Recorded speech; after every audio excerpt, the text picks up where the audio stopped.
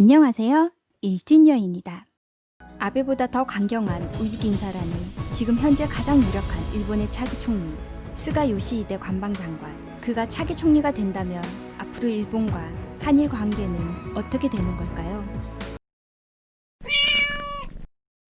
딱딱한 기색과 다소 고집스런 표정, 가장 유력한 포스트 아베 스가 요시히데 관방장관입니다. 지난해 일본의 새 연호 레이와를 직접 발표하며 레이와 아저씨로 주가를 높이며 안정적으로 포스트 아베 자리까지 올라온 인물입니다. 참고로 일본에서는 2020년을 일왕의 호를 가져와 레이와 인원이라고 부릅니다.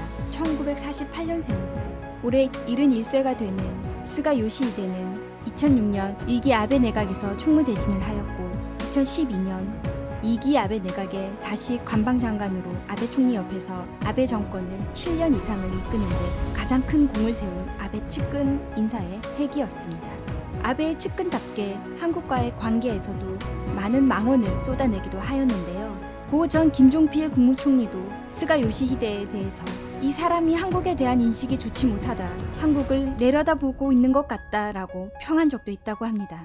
먼저 가장 유명한 망언으로는 2014년 중국 하얼빈역에 안중근 의사 기념관이 개관되자 스가 관방장관은 안중근은 일본의 초대 총리를 살해, 사형 판결을 받은 테러리스트라고 주장하며 안중근 기념관 설치에 대해 강한 항의를 하기도 하였는데요. 게다가 이 같은 일이 일어나 매우 유감이라며 9세기에 일어난 일에 대한 일방적 평가를 바탕으로 한국 중국이 연대해 국제적인 움직임을 펼치는 것은 평화와 협력관계 구축에 도움이 되지 않는다고 주장했었지요.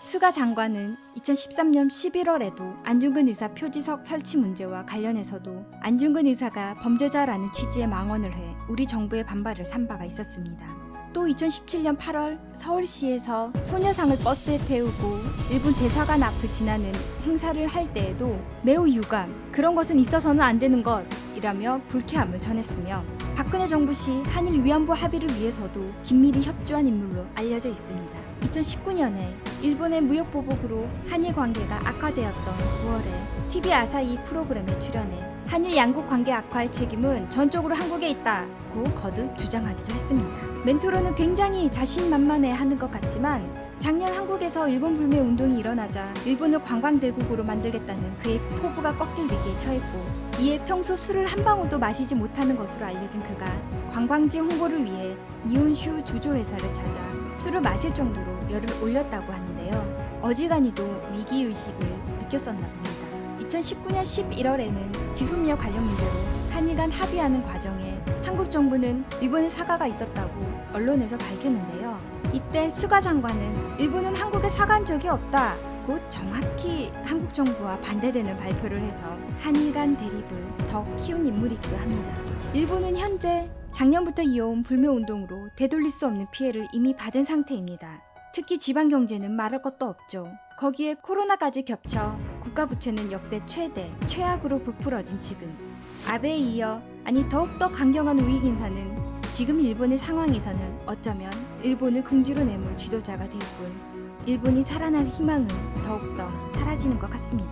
오늘 스가의 망언을 너무 많이 봐서요. 정화하는 의미로 안중근 의사의 제가 가장 좋아하는 명언으로 영상을 마무리하겠습니다. 장부가 비록 죽을지라도 마음은 무쇠와 같고 의사는 위태로움에 이를지라도 기운이 구름과 같다. 대한민국 안중근 열사님, 쇠처럼 굳건하고 구름 같은 기운으로 나라를 지켜주셔서 감사합니다. 잊지 않겠습니다. 그리고 저는 계속 일본의 진실을 알려야겠다고 다짐했습니다. 앞으로 더 우리가 반드시 알아야 할 일본의 진실에 대해 계속 알려드리는 일진여 되겠습니다. 항상 행복한 하루 되시고 오늘도 좋은 일진 되세요. 지금까지 일진여였습니다.